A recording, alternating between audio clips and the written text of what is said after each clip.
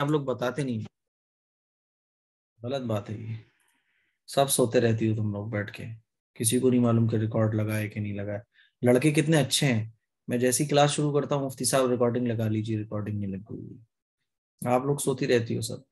تو اب وہ ایسے میں ان کا آ رہا ہے تو کیا کریں. وہ میں نے ان سے کہا کہ دوسرا موبائل لو، آپ اس سے جوائن ہو، کیونکہ سب جوائن ہو رہی ہے نا، وہی نہیں جوائن ہو پا رہی ہے، تو کہیں نہ کہیں پرابلم ہے. تو بڑے بڑے گناہ، شرک کس کو کہا جاتا ہے؟ ایک ہوتا ہے اللہ تعالیٰ کی ذات میں کسی کو شریک کرنا، ذات میں یعنی اللہ کے جیسا کسی کو ماننا، اور ایک کہتے ہیں اللہ تعالیٰ کی صفات میں کسی کو شریک کرنا، یعنی اللہ کے اندر جو کوالٹیز ہیں ان کوالٹیز میں کسی دوسرے کو شریک کرنا. تو شرک یہ بڑا گناہ ہے. اللہ تعالیٰ ہر گناہ کو معاف کر دے گا قیامت کے دن، لیکن شرک کو معاف نہیں کرے گا. سمجھ رہی ہیں؟ اسی لیے شرک سے بچنا چاہیے. شرک بڑا خطرناک گناہ ہے. تو الاشراک باللہ وعقوق الوالدین، والدین کی نافرمانی کرنا، والدین کی نافرمانی کرنا یہ بھی بڑا گناہ ہے. والدین کی نافرمانی سے بچنا چاہیے. ہاں اگر والدین کوئی ایسا کام کرنے کو کہیں جو شریعت کے خلاف ہو تو اس میں والدین کی فرم برداری نہیں کی جائے گی. مان لیجیے والدین کہنے لگیں کہ بھائی آج کے بعد تم نماز نہیں پڑھو گے. اب آپ سوچو گے کہ ارے یار ایسے کون سے والدین ہوں گے جو بولیں گے کہ آج کے بعد تم نماز نہیں پڑھو گے. ایسے بھی والدین ہیں. ایک لڑکا تھا تو وہ چھپ کر وہ آتا تھا نا میرے پاس قرآن پڑھنے کے لیے آتا تھا. تو میں نے اسے کہا کہ یار ٹائم چینج کر دو، تم بہت ٹائم تمہارا ٹیڑھا میڑھا ہو رہا ہے، تم تھوڑا سا اس ٹائم آیا کرو. تو وہ نہیں ہے، بولا نہیں مفتی صاحب میں اسی ٹائم آ پاؤں گا، میری مجبوری ہے. کیا مجبوری ہے، تم فری نہیں رہتے کیا؟ نہیں میں فری تو ہوں. تو مجھے جب اس نے بعد میں بتایا تو بولا کہ میں اگر یہ قرآن وغیرہ پڑھنے کے لیے آتا ہوں تو میرے ماں باپ، میری جو ماں ہے وہ چلاتی ہیں کہ کہاں جا رہا ہے، کہاں چکر میں پڑ گیا ہے. اور فجر کی نماز جب میں پڑھ لاتا ہوں تو اس میں بھی مجھے ڈانٹ پڑتی ہے. تو ایسے ایسے لوگ بھی ہیں. تو مجھے بڑی حیرانی ہوئی. اور پورے گھر میں اکیلا داڑھی رکھے ہوئے ماشاءاللہ 5 وقت کا نمازی، جماعت میں جانے والا، فکر سے قرآن سیکھنے والا، لیکن گھر والوں کو ہدایت نہیں ملی ہوئی.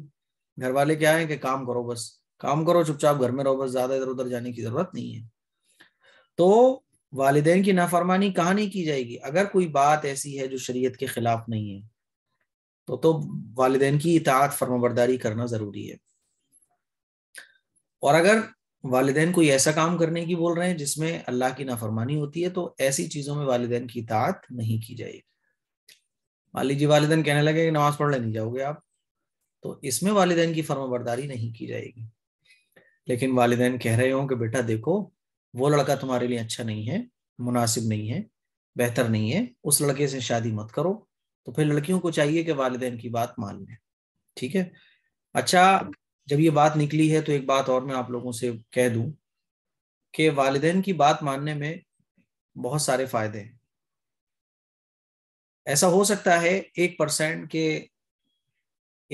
ایسا ہو سکتا ہے کہ ہم نے والدین کی بات مانے اور ہمارا نقصان ہو جائے، یعنی لڑکا خراب مل جائے.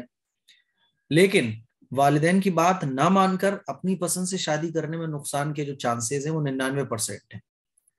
وہ کیسے ہیں کہ آج کل آپ دیکھیں گی لو میرج جتنی بھی لڑکیوں نے کی ہے اور جتنے بھی لڑکیاں لو میرج کر رہی ہیں، یعنی وہ والدین کی بات نہیں مانتی، گھر والوں کی بات نہیں مانتی، بلکہ وہ لڑکے سے شادی کر لیتی ہیں اپنی پسند کے حساب سے، گھر والوں کو ناراض کر کے. بعض لڑکیاں تو والدین کو چھوڑ کے بھی چلی جاتی ہیں. تو اس کا ایک سب سے بڑا نقصان ہوتا ہے، کیونکہ دیکھو مرد کی جو فطرت ہے نا، یہ بالکل فیکٹ ہے، مرد کی جو فطرت ہے وہ یہ ہے کہ دور سے جو چیز ہوتی ہے وہ اسے اچھی لگتی ہے. یعنی وہ آپ کہہ سکتے ہو کہ وہ حسین چیزوں کا عاشق ہوتا ہے، اس کی فطرت میں اللہ تعالیٰ نے یہ چیز رکھی ہے. تو ہوتا کیا ہے کہ دور دور سے، یعنی جب تک مزے مزے آ رہے ہوتے ہیں تو وہ چیز اچھی لگتی ہے. شادی نہیں ہوئی تو ابھی ذمہ داریاں بھی نہیں ہیں. اسی لیے آپ نے دیکھا ہوگا گرل فرینڈ سے بوائے فرینڈ بڑی محبت رکھتا ہے. شادی سے پہلے بڑی محبتیں ہوتی ہیں. کیوں؟ اس وقت ذمہ داریاں نہیں ہوتی ہیں. اور جب ذمہ داریاں آتی ہیں تو پھر لڑکا گھبراتا ہے کہ یہ کیا بوال لگ گیا، شادی ہو گئی، ذمہ داریاں پڑ گئی، اب صاحب یہ بھی خرچہ وہ بھی خرچہ. اب کیا ہے کہ لڑکی کے کچھ عیب بھی نظر آ رہے ہیں، حسن بھی ختم ہو گیا اور جوانی بھی تھوڑی سی ڈھل گئی. اب کیا ہے کہ وہ گھبراتا ہے کہ یہ کیا ہوا، کیونکہ اس نے جو محبت کی تھی وہ تو اس خوبصورتی سے کی تھی، ان مزوں سے کی تھی جو اس کو شادی سے پہلے مل رہے تھے. تو ہوتا کیا ہے کہ جب لڑکی ماں باپ کی بات کو نہیں مانتی ہے اور اپنا سب کچھ چھوڑ کر اس لڑکے کے ساتھ شادی کر لیتی ہے تو 99% ایسا ہوتا ہے کہ لڑکا چینج ہو جاتا ہے. اب لڑکا جب چینج ہوتا ہے تو لڑکی نے تو سارے سہارے اپنے ختم کر دیے نا، ماں باپ کا سہارا ختم کر دیا، رشتہ داروں کا سہارا ختم کر دیا، بھائیوں کا سہارا ختم کر دیا، ساری چیزوں کو چھوڑ کے آ گئی۔ اب لڑکے کے اوپر کوئی ذمہ داری نہیں ہوتی، وہ اگر ذمہ داریاں نہ نبھائے تو اس کے اوپر کوئی ڈنڈا لے کے نہیں سوار ہوتا، کیونکہ سسرالی ہے ہی نہیں آلریڈی، لڑکی تو اپنے سب کو چھوڑ کے آ گئی ہے۔ تو اس سے لڑکی کو نقصان زیادہ ہوتا ہے، اسی لیے آپ نے دیکھا ہوگا، میں نے بھی کئی ویڈیوز اس پر ریکارڈ کی ہیں کہ کس طرح لڑکیوں کا حال ہوا جنہوں نے اپنے والدین کی نافرمانی کر کے، اپنے والدین کی بات کو نہ مان کے اپنی محبت پر یقین کیا، کیونکہ وہ محبت نہیں ہے۔ تو والدین کی بات ماننے سے جو نقصان ہوتا ہے وہ 1% ہوتا ہے، لیکن سب کچھ چھوڑ کے ایک انجان لڑکے کے ساتھ چلے جانے سے جو نقصان ہوتا ہے وہ 99% ہوتا ہے، کیونکہ چانسز زیادہ ہے 99%۔ آپ نہیں جانتی وہ لڑکا کل کو آپ کے ساتھ کیا کرے گا، وہ لڑکا آپ کا ساتھ دے گا کہ نہیں دے گا۔ اور لڑکوں کی فطرت جیسے میں نے بتائی یہی ہوتی ہے کہ وہ شادی کے بعد جب ذمہ داریاں پڑتی ہے تو آدمی بھاگتا ہے، یہ کیا بوال ہے۔ تو اسی لیے والدین کی نافرمانی نہیں کرنا چاہیے، بشرطے کہ وہ شریعت کے خلاف کام کرنے کا حکم نہ دے۔ وشہادت الزور، جھوٹی گواہی، وقتل النفس، بے گناہ کو قتل کرنا یہ اسلام میں بڑا گناہ ہے۔ وشہادت الزور، اور جھوٹی شہادت دینا، جھوٹی گواہی دینا۔ آپ کو پتا ہے کہ یہ آدمی غلط کر رہا ہے، لیکن آپ پھر بھی عدالت میں یا 4 لوگوں کے سامنے گواہی دو کہ نہیں نہیں اس نے ایسا نہیں کیا۔ آپ جھوٹی گواہی صرف اس لیے دے رہی ہو کہ یہ آپ کا بھائی ہے، یا آپ کے رشتہ دار ہیں، یا آپ کے خاندان والے، یا آپ کے برادری والے، تو جھوٹی گواہی دینا یہ گناہ کبیرہ ہے۔ حدیث نمبر 32 من نفس عن مؤمن قربة من قرب الدنیا نفس اللہ عنہ قربة من قرب یوم القیامہ، جو شخص کسی مسلمان کو دنیاوی مصیبت سے چھڑائے، اللہ تعالیٰ اس کو قیامت کی مصیبتوں سے چھڑا دے گا۔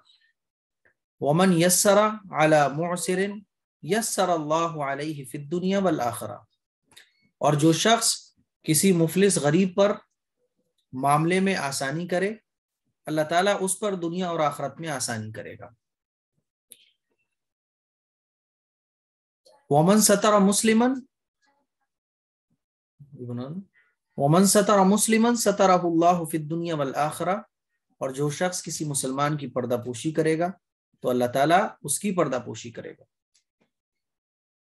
واللہ فی عون العبد ما کان العبد فی عون اخیہ، اور جب تک بندہ اپنے مسلمان بھائی کی مدد میں لگا رہتا ہے اللہ تعالیٰ اس کی مدد میں لگا رہتا ہے۔ بہت اہم حدیث ہے، بہت اہم حدیث ہے۔ دنیا کے اندر اگر ہم کسی مسلمان کو کسی مصیبت سے چھڑائیں، کوئی مسلمان کسی مصیبت میں گرفتار ہے، تو اس کو ہم اگر اس مصیبت سے چھڑاتے ہیں تو اللہ کے نبی صلی اللہ علیہ وسلم کا ارشاد ہے کہ اللہ تعالیٰ اس کو آخرت کی مصیبتوں سے چھڑا دے گا۔ اور اگر کوئی غریب ہے، کوئی مسلمان غریب ہے، تو ہم اگر اس پر آسانی کرتے ہیں، مان لیجیے کوئی غریب ہے، ہم نے اسے قرضہ دیا تھا، وہ قرضہ نہیں دے پا رہا، ہم نے کہا بھائی ٹھیک ہے چھوڑ یار، اللہ کے لیے ہم نے تجھے معاف کر دیا، تجھے بھائی ہدیہ رکھ، معاف کر دیا۔ تو اگر کسی مفلس اور غریب پر ہم رحم کا معاملہ کریں تو اللہ تعالیٰ قیامت کے دن اور دنیا میں بھی اور آخرت میں بھی آسانی کرے گا۔ بتائیے دیکھیں کتنا سستا سودا ہے، کتنا سستا سودا ہے۔ اور جو کسی مسلمان کی پردہ پوشی کرے، آپ کسی کے عیب پر پردہ ڈال دو، کسی کے عیبوں کو چھپا لو، تو اللہ تعالیٰ آپ کے عیبوں پر پردہ ڈالے گا آخرت کے دن۔ کتنا سستا سودا ہے۔ اور اللہ کی مدد ہم سب چاہتے ہیں، ہم چاہتے ہیں کہ اللہ کی مدد ہمیں حاصل ہو۔ اللہ کے نبی صلی اللہ علیہ وسلم نے اس کا بھی طریقہ بتا دیا کہ جب تک بندہ اپنے مسلمان بھائی کی مدد میں لگا رہتا ہے تو اللہ تعالیٰ اس کی مدد میں لگا رہتا ہے۔ ہم جب تک جتنی دیر تک کسی کی مدد کرتے ہیں نا تو اللہ ہماری مدد کرتا ہے، تو اللہ کیا کرتا ہے؟ ہماری مدد کرتا ہے۔ دیکھیے کتنی خوبصورت حدیث ہے، لیکن کیا کریں آج کل خدمت کے جذبے ختم ہو گئے۔ آپ اپنی ساس کی خدمت کرنے میں کیسے زبان منہ یوں چڑھاتی ہو، ارے کیا یار یہ چک چک کچ کچ، کیا زندگی تباہ ہو گئی، برباد ہو گئی، کرتی ہے نا سب لوگ۔ ساس کی خدمت، سسر کی خدمت، منہ لگ جاتا ہے، کیا یار بوال ہے جان۔ اور ہسبینڈ اگر یہ کہتے کہ نہیں تم ذرا میرے ساس کا سر داب دو، خیریت معلوم کر لو، ارے ساس کی خدمت کرو، میری ماں ہے، تمہاری ماں ہے، فلاں ہے، بڑوں کی خدمت کرو، تو لڑکیاں کیا کہتی ہیں؟ ساس کی خدمت کوئی فرض تھوڑی ہے شریعت میں، یہ کرنا کوئی میری ذمہ داری تھوڑی ہے، کیونکہ خدمت کے جذبے ختم ہو گئے۔ دلوں کے اندر سے خدمت کا جذبہ ہی ختم ہو گیا ہے ہمارے. اگر آپ تھوڑا سا غور کریں تو ہمارے گھر کے جو بڑے ہیں، اللہ کی مدد حاصل کرنے کا یہ ہمارے لیے سرمایہ ہے، طریقہ ہے. جتنی گھر میں، بلکہ گھر میں جتنے بھی لوگ ہیں، آپ جتنی جس کی خدمت کرو گی، دیکھو اللہ کے نبی صلی اللہ علیہ وسلم نے کیا ارشاد فرمایا، جب تک کوئی مسلمان دوسرے مسلمان بھائی کی مدد میں لگا رہتا ہے تو اللہ تعالیٰ اس کی مدد میں لگا رہتا ہے. یعنی اگر ہم کسی کی ہیلپ کر رہے ہیں، یہ نہیں کہ ساس نے آج برتن نہیں دھوئے، نند میری آج بیٹھی ہوئی ہے صبح سے، جی انہوں نے بھی نہیں دھوئے برتن، انہوں نے بھی تو میں کیوں دھوؤں، سارے گھر کا ٹھیکہ میرے اوپر ہے، ساری ذمہ داریاں میرے اوپر ہیں. اگر آپ کی تھنکنگ یہ بن گئی کہ میں نے اتنا کیا اس نے اتنا کیا، کمپیریزن جب ہوگا، نہیں کچھ نہیں ہو سکتا. آپ کو خدمت اس جذبے کے ساتھ کرنی ہے کہ جب میں دوسرے کی مدد کروں گی تو اللہ میری مدد کرے گا. پھر دیکھو زندگی کا مزہ الگ آئے گا. آج کل ٹکراؤ گھروں میں کیوں ہے؟ کام کی وجہ سے چڑ، نفرت، بغض، حسد کیوں ہے؟ کیونکہ ہم کمپیریزن کرتے ہیں. اگر ہم بیوی ہیں کسی کی تو کمپیریزن کرتے ہیں کہ ہسبینڈ اپنی ماں سے زیادہ محبت کر رہا ہے یا بیوی سے زیادہ کر رہا ہے. حالانکہ بیوی سے محبت الگ ہے، ماں سے الگ ہے، کمپیریزن ہو ہی نہیں سکتا. کمپیریزن تو برابر کا ہوتا ہے نا. کسی کی اگر 2 بیویاں ہیں تب تو کمپیریزن سمجھ آتا ہے کہ وہ دوسری بیوی سے زیادہ محبت کرتا ہے، کیونکہ ماں کی محبت الگ ہے، بیوی کی محبت الگ ہے. تو کمپیریزن کرنا ہی درست نہیں ہے. لیکن آج کل لڑکیوں کو کیا کریں، کون سمجھائے کہ وہ کمپیریزن کرتی ہیں ماں سے، بہن سے. کمپیریزن نہیں ہونا چاہیے. تو حدیث دھیان رکھ لو اور خدمت کا جذبہ اپنے اندر پیدا کرو. جو شخص کسی مسلمان کو دنیاوی مصیبت سے چھڑائے گا تو اللہ تعالیٰ اس کو آخرت کی مصیبتوں سے چھڑا دے گا. اور جو شخص کسی مفلس غریب پر آسانی کا معاملہ کرے گا تو اللہ تعالیٰ اس پر دنیا اور آخرت میں آسانی کا معاملہ کرے گا. اور جو شخص کسی مسلمان کی پردہ پوشی کرے گا تو اللہ تعالیٰ اس کی پردہ پوشی کرے گا. اور جب تک بندہ اپنے مسلمان بھائی کی مدد میں لگا رہتا ہے تو اللہ تعالیٰ اس کی مدد میں لگا رہتا ہے. اب دیکھو اللہ کی مدد تو سب حاصل کرنا چاہتے ہیں، لیکن مدد کرنے کے جو طریقے اللہ کے نبی صلی اللہ علیہ وسلم نے بتائے اس کو کوئی نہیں فالو کرنا چاہتا. یاد رکھ لو میری ایک نصیحت، بہت اہم نصیحت ہے، یاد رکھ لو. خدمت کا، دوسروں کی خدمت کا جذبہ اپنے اندر پیدا کرو. یہ مت دیکھو کہ کون آپ کے ساتھ کتنا کر رہا ہے، آپ یہ دیکھو کہ مجھے سب کے ساتھ بے انتہا کرنا ہے اور اللہ کے لیے کرنا ہے. ہسبینڈ کے ساتھ، بہن کے ساتھ، ساس کے ساتھ، سسر کے ساتھ، نند کے ساتھ. آج کل ہم جتنی بھی رشتہ داریاں نبھاتے ہیں تو اس لیے نبھاتے ہیں کہ بدلے میں ہمیں کیا مل رہا ہے. بدلہ جب تک آپ دیکھو گے زندگی میں کبھی بھی آپ کو اطمینان اور سکون نہیں حاصل ہو سکتا، کیونکہ اللہ نے سب کے مزاج الگ بنائے ہیں، طبیعتیں الگ بنائی ہیں. آپ جو ان پٹ چاہ رہے ہو، سامنے والے کا مزاج الگ ہے. آپ چاہ رہے ہو ٹھنڈا پانی لیکن سامنے والا گرم پسند کر رہا ہے، وہ آپ کو گرم دے رہا ہے. تو دوسروں سے آپ ان پٹ ختم، بالکل بس آپ کو آؤٹ پٹ دینا ہے. سوچ ہوگی کیا مفتی صاحب بھی کیا بولتے رہتے ہیں، ایسے کوئی ہوتا ہے کہ برتن دھوتے رہیں پورے دن، روٹی بناتے رہیں پورے دن؟ ہم بھی تو انسان ہی ہیں، ہمارے حق نہیں ہے کیا؟ ہمارے بھی تو ٹائم ہے کہ پورے دن سسرال میں یہی کرتے رہیں گے.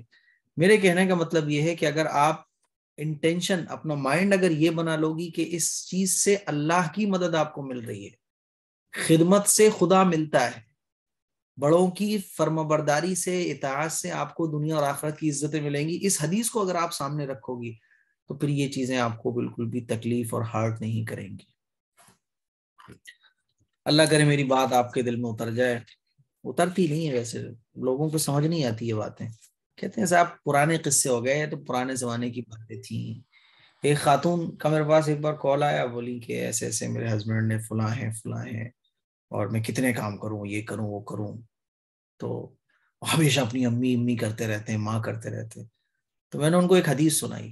میں نے کہا دیکھو، ماں سے آپ اپنی محبت کو اپنے ہسبینڈ کی محبت کے ساتھ کمپیئر ہی نہیں کر سکتی. آپ کیسے کمپیئر کر رہی ہو کہ وہ اپنی ماں سے زیادہ محبت کرتے ہیں، آپ سے کم کرتے ہیں؟ میں نے کہا یہ کمپیریزن ہی غلط ہے، کیونکہ ماں سے جو محبت ہے اس کا لیول الگ ہے، بیوی کے ساتھ جو محبت ہے اس کا لیول الگ ہے.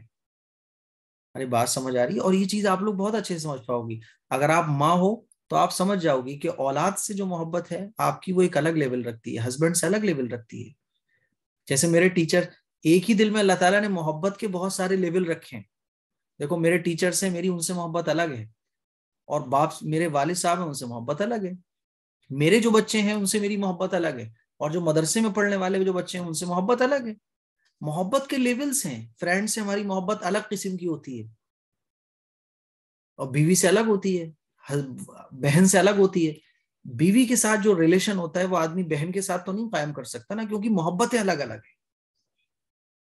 لیکن دقت یہ ہے کہ ہم بس یہ چاہ رہے ہیں کہ شکنجے میں آ جائے سامنے والا.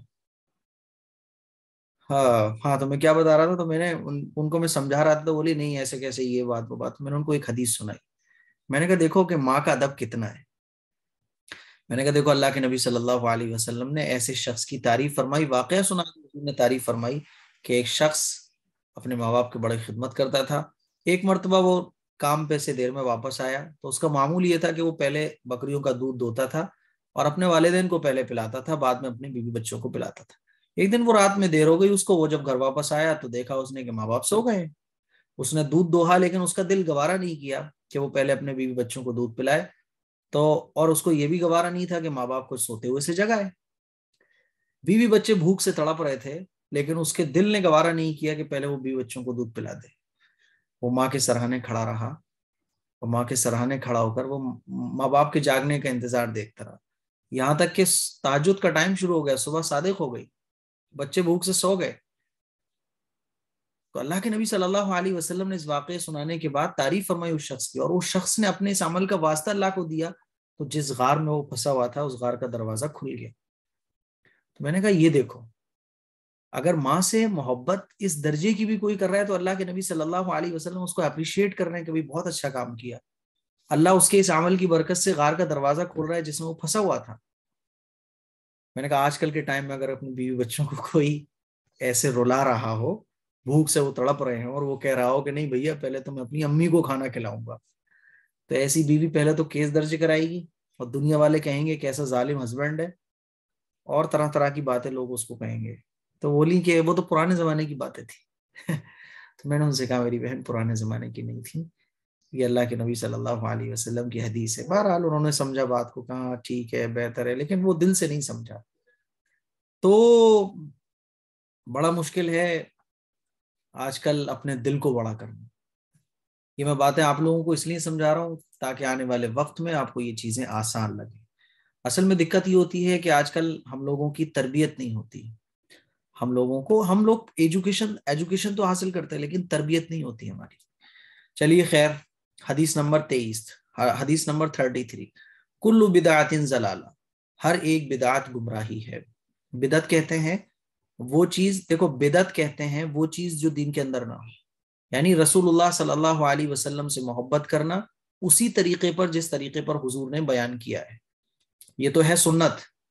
جیسے حضور نے کہا کہ جو مجھ سے محبت رکھتا ہے وہ میری سنتوں کو فالو کرے، تو حضور سے محبت رکھنا حضور ہی کے طریقے پر یہ تو سنت ہے، اور حضور سے محبت رکھنا اپنے طریقے سے اس کو بدعت کہا جاتا ہے. تو بدعت کہتے ہیں ہر نئی چیز کو، یعنی جو حضور سے ثابت نہ ہو. کل بدعت ضلالہ، ہر ایک بدعت گمراہی ہے، بدعتوں سے بچنا چاہیے. جیسے آج کل بہت ساری بدعتیں چل رہی ہیں. 34، ابغض الرجال عند اللہ الد الخصم، ابغض الرجال عند اللہ الد الخصم، اللہ کے نزدیک سب سے زیادہ مبغوض جھگڑالو آدمی ہے. اس حدیث کا مطلب یہ ہے کہ اللہ کے نزدیک سب سے زیادہ برا آدمی کون ہے؟ جو سب سے جھگڑا کرتا رہتا ہے. بعض لوگوں کی عادت ہوتی ہے نا ہر ایک سے جھگڑا، خواہ میں جھگڑا، فالتو میں جھگڑا، فضول میں جھگڑا. تو اللہ کے نبی صلی اللہ علیہ وسلم نے ارشاد فرمایا کہ اللہ کے نزدیک سب سے زیادہ مبغوض جھگڑالو آدمی ہے. حدیث نمبر 35، الطہور شطر الایمان، پاک رہنا آدھا ایمان ہے. اس کے بارے میں بہت ڈیٹیل کے ساتھ میں آپ لوگوں کو بتا چکا ہوں کہ پاکی الگ چیز ہے اور صفائی الگ چیز ہے. شروع کلاس میں شاید میں نے یہ چیز آپ لوگوں سے ڈسکس کی تھی کہ پاکی کی اور صفائی میں کیا فرق ہے، اور پاکی اور صفائی میں کیا ڈفرنس ہے. پاکی کو اللہ کے نبی صلی اللہ علیہ وسلم نے آدھا ایمان کہا ہے. 36، احب البلاد الی اللہ مساجدها، احب البلادی الی اللہ مساجدھا، اللہ کے نزدیک سب سے زیادہ محبوب جگہ مسجدیں ہیں، یعنی اللہ کو سب سے زیادہ جو پسندیدہ جگہیں ہیں اللہ کی وہ کون سی ہیں؟ مسجدیں ہیں۔ 37 لا تتخذوا القبور مساجدا، قبروں کو سجدہ گاہ نہ بناؤ۔ آپ نے دیکھا ہوگا نا بہت سارے لوگ قبروں کو سجدہ کرتے ہیں، قبروں کو سجدہ کرتے ہیں، تو یہ حدیث آپ لوگوں کو سنایا کرو کہ اللہ کے نبی صلی اللہ علیہ وسلم نے منع فرمایا کہ قبروں کو سجدہ گاہ نہ بناؤ، یعنی قبروں کو سجدہ کرنے کی جگہ نہ بناؤ۔ 38 لَتُسَوُّنَّ صُفُوفَكُمْ أَوْ لَيُخَالِفَنَّ اللَّهَ بَيْنَ وُجُوهِكُمْ، اس حدیث کا ترجمہ ہے نماز میں اپنی صفوں کو سیدھا رکھو ورنہ اللہ تعالیٰ تمہارے قلوب میں اختلاف ڈال دے گا۔ نماز میں جب کھڑے ہوں تو کیا کریں؟ صفوں کو سیدھا رکھیں۔ اگر نماز میں صفوں کو ہم سیدھا نہیں رکھیں گے تو کیا ہوگا کہ اللہ تعالیٰ صفوں میں اختلاف ڈال دے گا۔ تو بڑا ضروری ہے کہ نماز میں صفوں کو سیدھا رکھا جائے۔ اللہ تعالیٰ آپ کو مسجد حرام لے جائے، مسجد نبوی لے جائے، عمرہ اور حج کرنے کی توفیق دے، تو آپ جب وہاں نماز پڑھو گے نا صفوں میں کھڑے ہو کے، تو اس وقت آپ کو یہ حدیث یاد آئے گی۔ نماز سے پہلے امام صاحب اعلان بھی کرتے ہیں کہ اپنی صفوں کو سیدھا رکھو، تو اللہ کے نبی صلی اللہ علیہ وسلم نے کیا ارشاد فرمایا کہ نماز میں اپنی صفوں کو سیدھا کرو ورنہ اللہ تعالیٰ تمہارے دلوں میں اختلاف ڈال دے گا۔ 39 حدیث نمبر 39 من صلی علیہ واحدۃ صلی اللہ علیہ عشرا، جو مجھ پر ایک مرتبہ درود بھیجتا ہے اللہ تعالیٰ اس پر 10 مرتبہ رحمت بھیجتا ہے۔ ایک مرتبہ درود بھیجنے پر اللہ کی 10 رحمتیں ہمیں ملتی ہیں۔ تو اللہ کی 10 رحمتیں پانے کا بہت آسان طریقہ یہ ہے کہ اللہ کے نبی صلی اللہ علیہ وسلم پر ایک مرتبہ درود بھیج دو۔ تو من صلی علیہ صلاۃً من صلی علیہ واحدۃ صلی اللہ علیہ عشرا، کہ جو مجھ پر ایک مرتبہ درود بھیجتا ہے اللہ تعالیٰ اس پر 10 مرتبہ رحمت بھیجتا ہے۔ حدیث نمبر 40 انما الاعمال بالخواتیم، انما الاعمال بالخواتیم، سب اعمال کا اعتبار خاتمے پر ہے، سب اعمال کا دار و مدار خاتمے پر ہے۔ اس حدیث کا مطلب یہ ہے کہ ایمان پر خاتمہ ہونا چاہیے آپ کا۔ اگر ایمان پر خاتمہ ہوا ہے تو سارے اعمال قبول ہیں، اور اگر ایمان پر خاتمہ نہیں ہوا تو سارے اعمال بیکار ہیں۔ کوئی اگر مرنے کے ٹائم کافر ہو گیا تو اس کا کوئی عبادت، کوئی عمل قبول نہیں۔ تو سب اعمال کا اعتبار خاتمے پر ہے۔ تو ہماری الحمدللہ اللہ کے فضل و کرم سے یہ 40 حدیثیں کمپلیٹ ہو گئی ہیں۔ اب انشاءاللہ آگے کی جو کلاسز ہوں گی اس میں جو باقی کا سلیبس رہ گیا ہے وہ کمپلیٹ کرایا جائے گا۔ 4 منٹ ہیں، جو چاہیں وہ پوچھ لیں۔ مفتی صاحب سب سے پہلے آپ فوٹو کھینچ کر ڈال دیں۔ بالکل انشاءاللہ۔ چلو صاحب، اور مجھے یہ پوچھنا ہے، جیسے کہ کوئی مطلب کوئی شخص ہے جو کھانا پینا تو صحیح کھا رہا ہے تینوں ٹائم، پر اتنے پیسے نہیں ہیں جو مطلب یا تو وہ پڑھائی کر سکے یا پھر اپنا آپریشن یا دوبارہ مطلب مہنگا علاج کرا سکے، تو کیا وہ زکوٰۃ لے سکتا ہے؟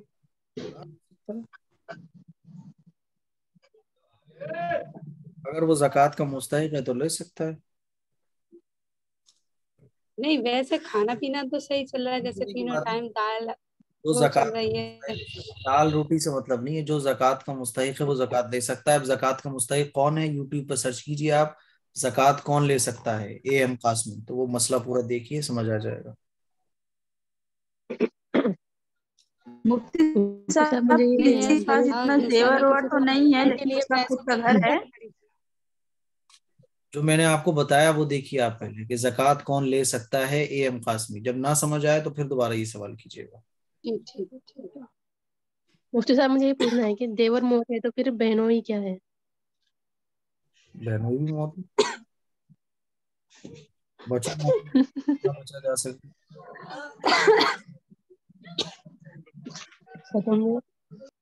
اور ایک یہ پوچھنا ہے، آپ کہتے ہو موزے پہن کر سونے سے دماغ کمزور ہوتا ہے، تو چمڑے کے موزے 24 گھنٹے پہننے سے کوئی نقصان تو نہیں ہوگا؟ کیا پتا کس نے بولا کہ موزے پہن کے سونے سے دماغ کمزور ہوتا ہے؟ میں تو نہیں بولا۔ نہیں، میں نے آپ کی ویڈیوز میں سنا تھا۔ کیا سنا تھا؟ کہ سر ڈھک کر موزے پہن کر سونا نہیں چاہیے۔ میں نے یہ کب بولا ہے؟ میرے پاس وہ ویڈیو بھیج دی، ٹھیک ہے؟ میں بھی تو سنا۔ اب مجھے یہ تو یاد نہیں ہے نا کون سی میں تھا، اتنی ساری ویڈیوز ہیں آپ کی۔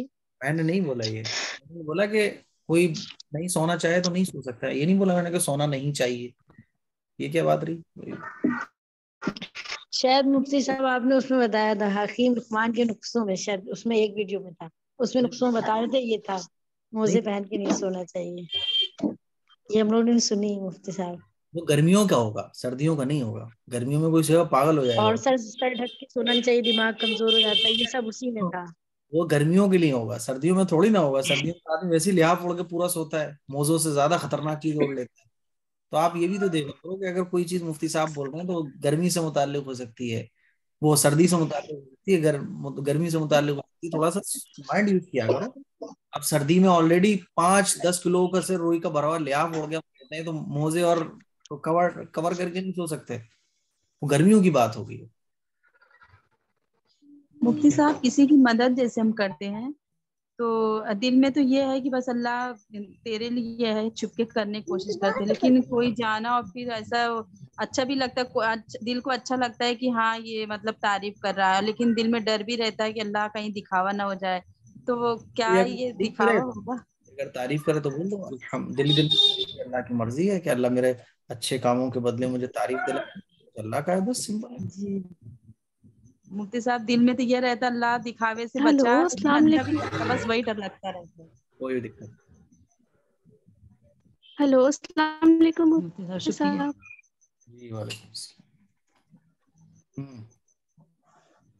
مفتی صاحب مجھے ایک سوال پوچھنا ہے، میں نا ماشاءاللہ مطلب انسٹاگرام سے میں بزنس کرتی ہوں، ماشاءاللہ 165 فالوورس بھی ہیں میرے، تو مجھے نا اب اپنا بزنس میں سوچ رہی ہوں کہ کون سا بزنس کرو؟ یوٹیوب پہ سیٹ کروں کیا؟ میں کلوتھنگ کا ریسیلنگ کا بزنس کرتی ہوں، تو میں سوچ رہی ہوں کہ میں اس بزنس کو اب یوٹیوب پہ سیٹ کروں، بٹ یہاں پہ مطلب ایک مسئلہ آیا ہے کہ وائس اوور کرنے پہ تو آواز کا پردہ جیسے ہے، تو میں بہت بڑا سوچ کے یوٹیوب پہ شفٹ کر ہی نہیں رہی ہوں اس بات کو، کیونکہ مجھے وائس اوور کرنا ہے اس پہ، تو میں کیا کر سکتی ہوں؟ ہاں جتنا ضرورت ہے اتنا وائس اوور کر سکتی ہیں آپ، کوئی دقت نہیں۔